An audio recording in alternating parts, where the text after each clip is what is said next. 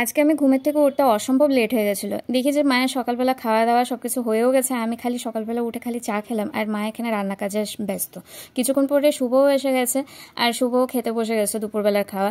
মায়ের এখনও রান্নাটা শেষ হয়নি। আর যদিও বা অন্যদিন আমি হেল্প করে দিই, কিন্তু আজকে আমি হেল্পও করতে পারছি না। তো রান্না শেষ হলেই পরে পাপাও এসে গেল। আমি আগে ভাগে আজকে খেয়ে নিয়েছিলাম, তো মা আর পাপা দুজন মিলে এখন খাচ্ছে। কি কি রান্না হয়েছে আমি সেটাও জানি না। সব কিছুর সাথে সাথে এখন বাচ্চা হলো কি 4টা, আর আমি খালি শুয়েই থাকলাম সারাটা দিন। কি যে হয়েছে আমার আমি নিজেও জানি না। আর বারে বারে যে ঘরের উপর দেখতে কি যে চাপ যাচ্ছে। আমি কিছুদিন আগে অসুস্থ হলাম, তারপরে মা অসুস্থ হলো, এখন আমি আবারও অসুস্থ। তো এখন সন্ধ্যা আমি দিতে পারিনি, মাই দিল। আমি খালি জাস্ট সন্ধ্যাবেলা একটুখানি কিছু একটা বানিয়ে আসলাম, মাও আসলো, মাকেও চা দিলাম, আমিও চা খেলাম। তার কিছুক্ষণ পরে রাত্র হলো যখন, তারপরে শুভ ফিরে আসলো। আজকে শুভ অফিস থেকে আসতে অসম্ভব লেট হয়ে গেছিলো।